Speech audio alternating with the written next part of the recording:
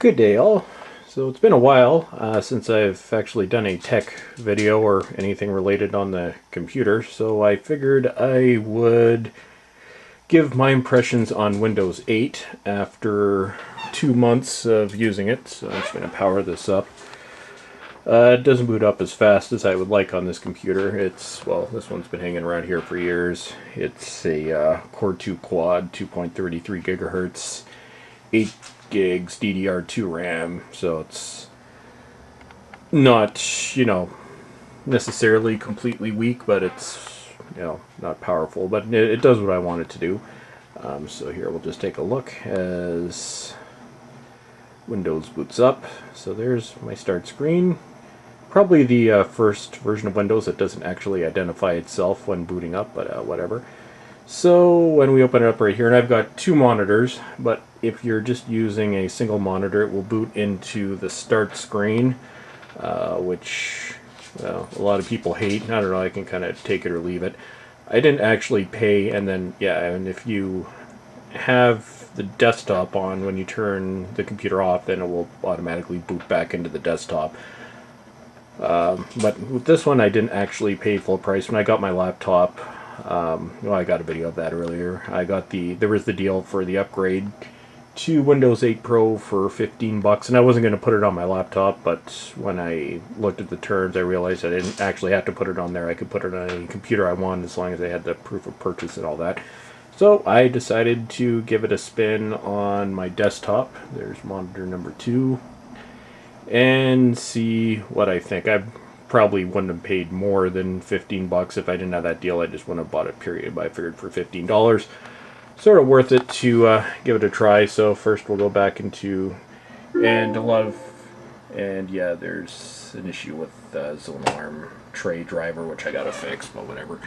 So we'll start off here with the new start screen, which replaces the start menu, or the start button. But what I have learned is in the first service pack coming out for Windows 8, they're actually going to return the start menu, or at least that's what I've read. So, well, let's hope it comes back. I tried to avoid actually installing a third-party start menu just to see if I could get used to just using the start screen, and I don't know, it doesn't bother me too much because everything that I need to start is either on the taskbar or I've got icons on my desktop.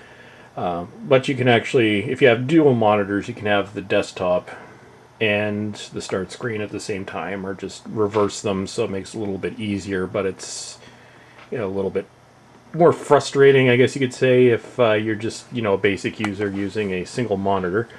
So with what has changed, the desktop is now pretty much considered to be an app. Yeah, they've gone on with the app thing, and I've customized it a little bit. I've added some of the news sites I go to, a clock, weather. Actually, the weather app looks kind of cool, though it takes a few seconds to load up, so we'll just wait for it here. And yeah, so Bing weather for London, Ontario, and there's, if you right click, you get, well, really just a basic sort of selection here. So we'll go back into desktop. So I guess for starters, we'll take a look at the new Windows theme. They've gotten rid of Arrow and they've replaced it with this, well, it changes color depending on what you've got as your desktop, but right now here with this one it's blue. The windows are no longer translucent like they were on Windows 7 and Windows 8, which, yeah, I could take it or leave it. To be honest, I often ran Windows Vista and 7 and even XP in classic mode. Although you don't have classic mode in here, you actually don't have any other options, you just have to go with this. One thing that I like with dual monitors is, have the taskbar at the bottom of each screen, and you can customize it for whatever you want on each monitor, which I haven't actually bothered doing. Some things they've gotten rid of. Sorry, I'm just getting over a cold. One thing that users might also notice, if you install a clean version of Windows 8, natively it does not support DVD, which I don't really understand, but all you have to do is download a codec and that will solve that problem.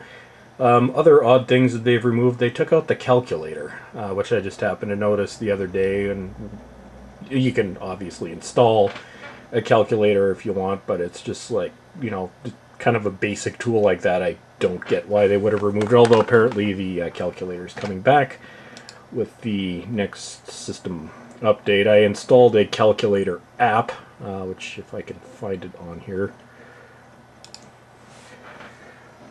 which is a full screen application. You can I'm going to install a different one. I was just calculating student marks, so I had it up on the screen right here, but I'm going to find a smaller calculator. I'm sure there's some way you can integrate that into the desktop. And I think when you're looking at this, this may be the last time that we see the standard desktop. This is pretty much, you can tell it's a transitional system. But one thing that kind of takes away Windows identifying features, it's not really Windows anymore. If you're just using the start screen, it's full screen apps. So here I've got now CBC News. Just one of those that I've installed myself. I also installed the YouTube app, which leaves a lot to be desired, so I don't think I'll be using that one again. I got Facebook on there, NBC News, and CNN, and all, because I'm boring and I like news. It goes up and down. And if you're looking for what happened to my programs, well, you have to right click, and this I don't really care much for, and then go down to all apps, and then it brings up everything that may have previously been in your program folder, which, I don't know, it's just, extra steps.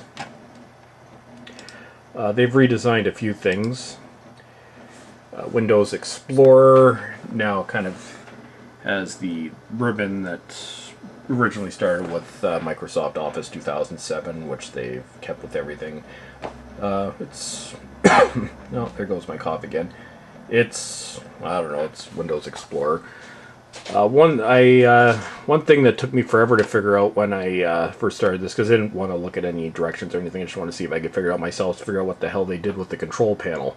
Well, if you go here and you select it, you've got, and actually this is really finicky with two monitors.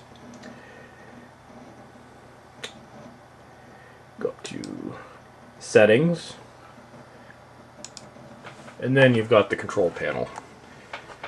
So just little things like that, if people don't know how to, research, and they're just looking for things that they've, always done the same way since Windows 95, that's a little bit clunky.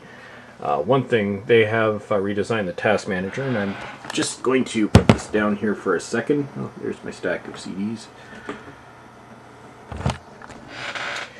And the task manager now looks like something from the 20th century rather than the previous task manager that hadn't changed really since Windows 95. So there's your processes. Here's the new performance tab, where it just gives you a quick monitoring right there. So that's one of the things that I do like about Windows 8. In terms of functionality, it doesn't really have any glitches. It doesn't have the problems that Windows Vista had, where it didn't really work with anything at all when it first came out. Some of the issues are mainly architectural, where they're really trying to integrate two operating systems. The Start menu, or formerly called Metro, whatever the hell they call it now, and standard desktop, one or the other, maybe a more fluid kind of interrelation between the two of them might help. I don't know, that's just my opinion. It's when I installed this, I was going to play around with it for a little bit, and then if it really irritated me, I was going to go back to Windows 7, but eventually I decided it's not that bad. Like I said, I wouldn't have paid any more than the $15 I paid for it. But as I now have it, well, I'll be using it for a while. I definitely wasn't going to put this on my laptop, because upgrading operating systems just tends to be a driver nightmare, so I didn't want to go through with that. The operation, or the upgrade was relatively quick and painless. Only a few minor software issues of programs that I had to update, and that was about it. Like I said, it's relatively glitch-free, it's fast. Oh, it's a Windows. In some ways, it's kind of like the Windows update that we didn't really need. But I guess they wanted to transition. I am concerned if this becomes the new standard for Windows or what the next Windows operating system is, because it takes a lot of power away from the user and everything's, well, like basically full screen apps, so it's not even really Windows anymore. But we'll see which way they go, and we'll have to see how the changes with the service pack or whatever they're calling. I think it's called Windows Blue or something like that. The update, bringing back the start menu. But I figured I would just give my impressions. Out of 10, 6.57. I'm kind of unenthusiastic about this release, but oh well. Anyways, thank you for watching and have a great day.